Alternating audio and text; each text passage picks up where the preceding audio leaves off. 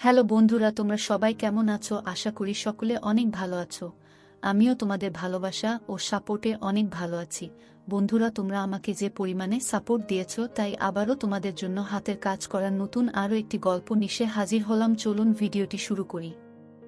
আমার 14 বছর বয়সে মালকিন আমাকে তার বাড়িতে নিয়ে যান এবং আমাকে 500 টাকা দিয়ে মালকিন নিজের পিঠের ম্যাসাজ করাতেন। আমি 500 টাকায় রাজি হয়ে মালকিনের পিঠে মালিশ করতাম।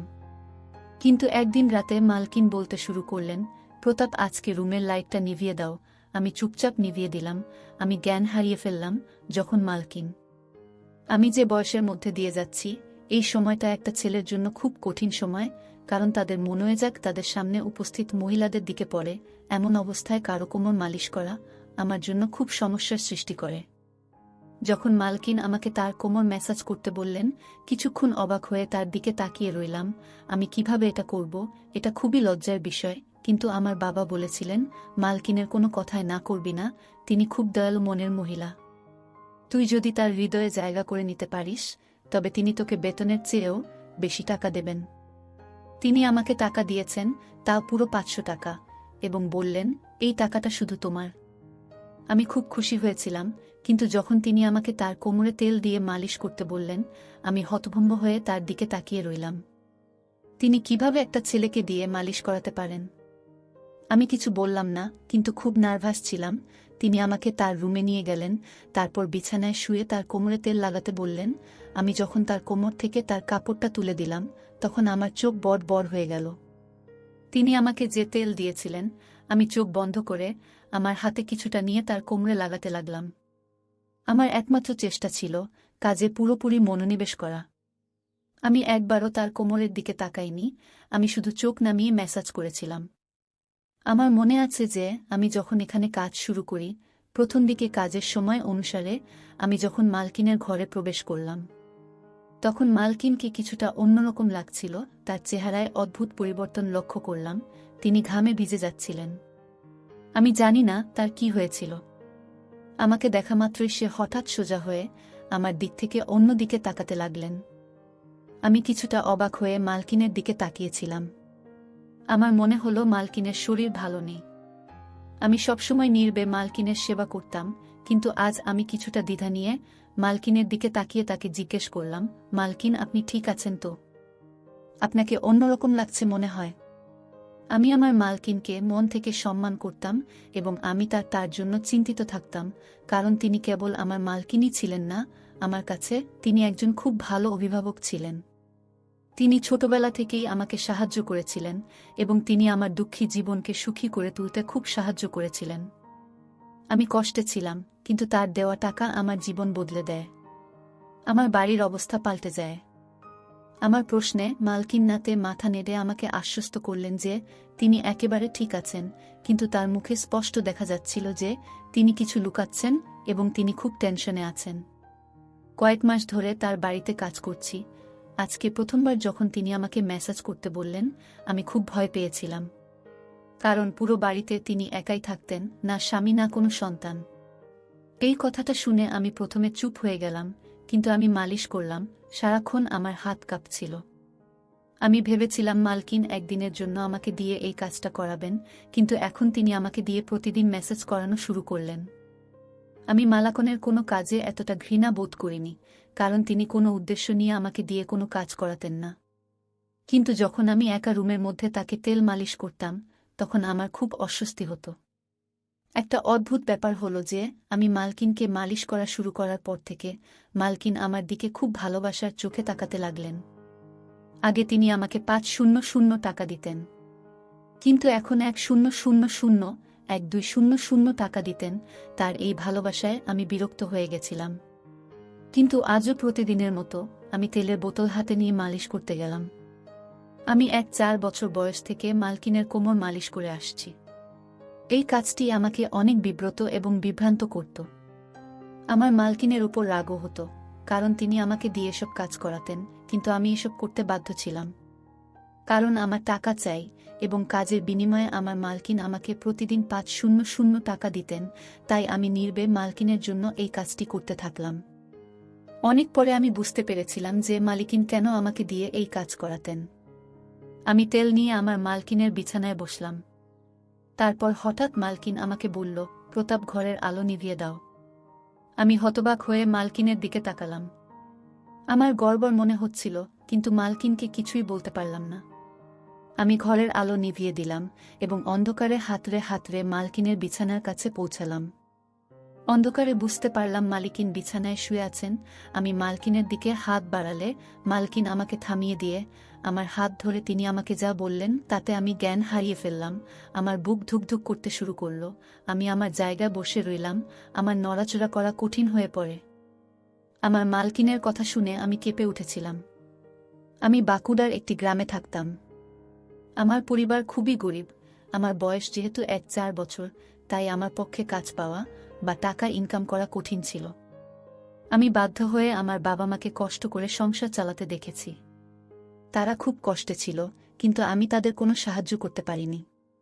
আমি খুব আবেগী ছিলাম, কিন্তু কোনোভাবে টাকা ইনকাম করে তাদের সাহায্য করতে পারিনি, যাতে তাদের একটি ভালো জীবন দিতে পারি। লেখাপড়া করা আমার স্বপ্ন ছিল, কিন্তু আমি জানতাম যে আমাদের কাছে লেখাপড়া করার টাকা নেই। আমাদের বাড়িতে খাওয়া দাওয়া করাই খুব কঠিন, তবে আমি জানতাম যে আমি যদি আমার শখ প্রকাশ করি, তবে আমার মা বাবা এত কষ্টের মধ্যেও নিশ্চয়ই আমাকে পড়াতেন। কিন্তু আমি এতটা স্বার্থপর ছিলাম না, তাই নিজের শখগুলোকে নিজের মধ্যে দমিয়ে রেখেছিলাম। এবং এই জিনিসটি আমাকে আরও উদাস করত। সেই দিনগুলিতেই মালকিন আমার জীবনে এসেছিলেন। মালকিন একজন বয়স্ক মহিলা এবং একা থাকতেন। তার স্বামী তাকে ডিভোর্স দিয়েছিলেন এবং তার কোনো সন্তান ছিল না। তবে তার অনেক টাকা ছিল, তার অনেক জমিজমাও আমাদের গ্রামে ছিল। মালকিনের নিজের জমিতে কিছু গুরুত্বপূর্ণ কাজ ছিল, তাই আমাদের গ্রামে আসার পর তিনি আমাকে দেখে আমার দিকে তাকিয়ে জানতে চাইলেন আমি কেন স্কুলে যাই না এবং কেন আমি পড়াশোনা করি না। আমি দুঃখের সাথে তাকে আমাদের অবস্থার কথা বললাম এবং বললাম যে আমি আমার পরিস্থিতির কারণে পড়াশোনা করতে পারিনি।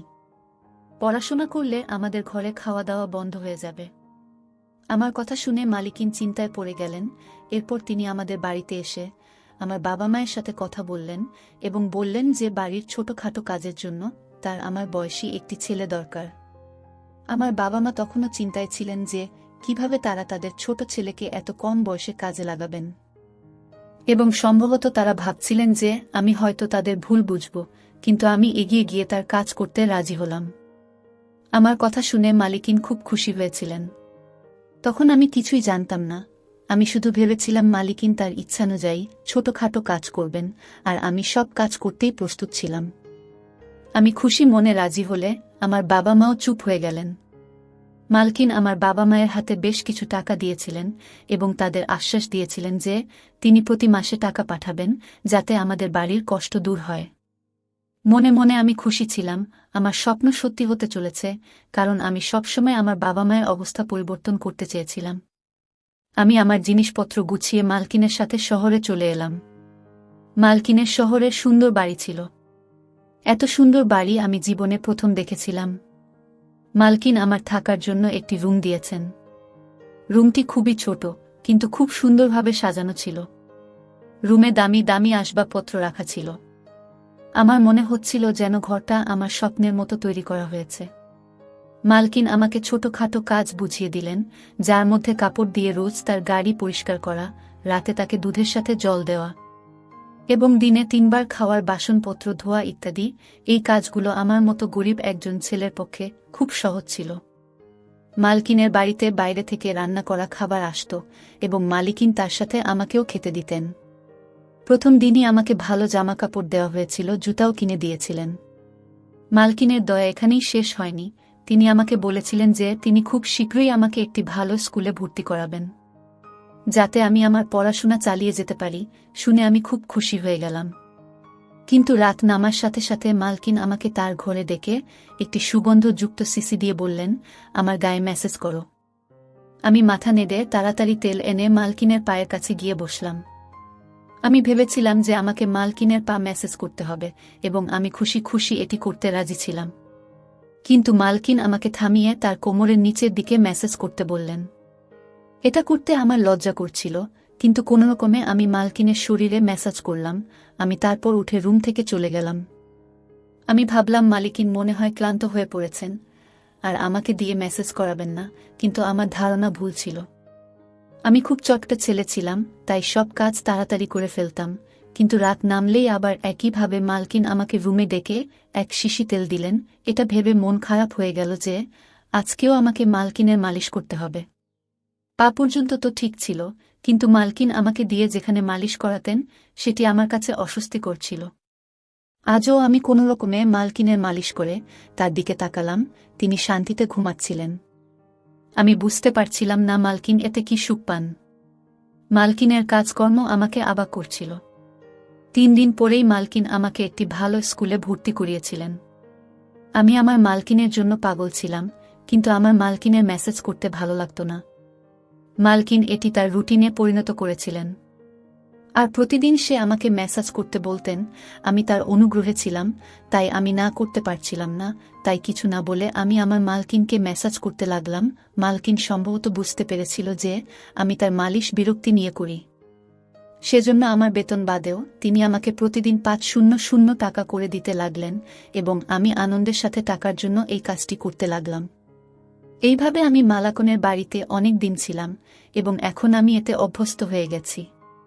মালকিনের একটি ভালো অভ্যাস ছিল যে মাস শেষ হলেই তিনি আমাকে না বলেই আমার বাড়িতে টাকা পাঠিয়ে দিতেন, যা আমার বাবা মায়ের জীবনকে সহজ করে দিয়েছিল। আমিও খুব কষ্ট করে পড়াশোনা করছিলাম যে সারা জীবন যাতে আমাকে মালকিনের মতো মহিলাদের বাড়িতে থেকে তাদের ইচ্ছা পূরণ করতে না হয়। একদিন আমি প্রতিদিনের মতো মালকিনের মেসেজ করতে তার রুমে গেলে মালকিন আমার দিকে একভাবে তাকাতে লাগলেন। তাকে মালিশ করার সময় আমার মুখে সবসময় একটা বিরক্তি ভাব থাকত, এবং আমি এভাবেই তার মেসেজ করতাম, এবং মালকিনও এটা অনুভব করতেন। তাই মালকিন আমার দিকে মনোযোগ দিয়ে তাকিয়ে তারপর বললেন যে আমি জানি আমার এই কাজটা করতে তোমার খারাপ লাগে, কিন্তু আমি অসহায়, তাই তোমার খারাপ লাগা সত্ত্বেও তোমাকে দিয়ে এই কাজটা করিয়ে নিই। মালকিনের মুখে উদাস ভাব ফুটে উঠল। আমি কিছু বুঝতে না পেরে মালকিনের দিকে তাকাতে লাগলাম।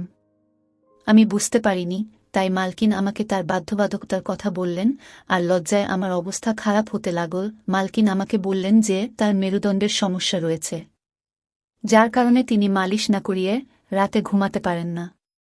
মালকিন এই কাজের জন্য নার্স রেখেছিলেন, কিন্তু তারা সবাই কোনো না কোনো অজুহাত দেখিয়ে কখনো কখনো তাড়াতাড়ি মেসেজ করে, আবার কখনো কখনো মেসেজ না করেই চলে যায়।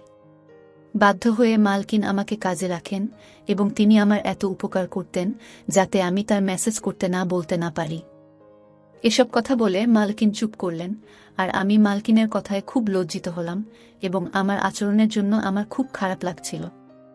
যে মহিলা আমার এত উপকার করেছেন তাকে নিয়ে আমি উল্টোপাল্টা ভেবেছি বলে আমি আফসোস অনুভব করছিলাম। এই রোগের কথা শুনে আমি আমার মালকিনের মালিশ আমার সমস্ত হৃদয় দিয়ে করতাম, এবং কখনো বিরক্ত হতাম না। মালকিন আমাকে খুশি করতেন। আমি এখন যুবক হয়ে গিয়েছি, এবং মালকিন খুব বৃদ্ধ হয়ে গিয়েছেন। একদিন আমি মালকিনকে মালিশ করতে তার রুমে গিয়ে দেখলাম মালকিনের অবস্থা খুব খারাপ। আমি জিজ্ঞাসা করলেও মালকিন আমাকে কিছুই বললেন না। আমি যখন মেসেজ করা শুরু করলাম প্রথমবারের মতো মালকিন আমাকে লাইট অফ করতে বললেন। আমি অবাক হয়েছিলাম, কিন্তু আমি তার কথা মেনে লাইট বন্ধ করে তার কাছে গিয়ে বসলাম। এমন সময় মালকিন আমার হাত ধরে আমাকে বললেন, আজ আমার শরীর খুব খারাপ লাগছে, আর বুকেও ব্যথা হচ্ছে। আমার মনে হচ্ছে আমার সময় ঘনিয়ে এসেছে। মালকিনের কথা শুনে আমি ঘামতে লাগলাম। আমি নীরবে বসে রইলাম। মালকিন বললেন, তোমার যত্ন আমার মন জয় করে নিয়েছে। আমার যদি ছেলে থাকতো তবে তোমার মতো আমার যত্ন নিত। আমি তোমাকে আমার ছেলে মনে করি। আমি আমার সমস্ত সম্পত্তি তোমার নামে করে দিয়েছি। নিজের খেয়াল রেখো। মালকিন এই কথা বলেই তার হাত নিচে পড়ে গেল। আমি তাড়াতাড়ি উঠে লাইট অন করে মালিককে দেখে দ্রুত ডাক্তারকে ডাকলাম। মালকিন একেবারে স্থির। ডাক্তার চেক আপ করে মালকিনকে মৃত ঘোষণা করলেন। আমি হতভম্ব হয়ে কাঁদতে কাঁদতে পাগল হয়ে গেলাম। মালকিন আমার মায়ের মতো ছিলেন, যদিও তিনি আমার মা ছিলেন না, কিন্তু আমাদের মধ্যে সম্পর্কটা মা ছেলের মতোই ছিল। আর তার উকিল পরের দিনই তার সমস্ত সম্পত্তি আমার হাতে তুলে দিয়েছিলেন। আমি অনেক বড়লোক হয়ে গেছি, এবং আমি মালকিনের বাড়িতেই থাকি। আমার বাবা মাও আমার সাথে থাকেন। আমার জীবন খুব সুন্দর হয়ে উঠেছে। আমার মালকিন খুব সুন্দর মনের মহিলা ছিলেন। ধন্যবাদ সবাইকে গল্পটা শোনার জন্য।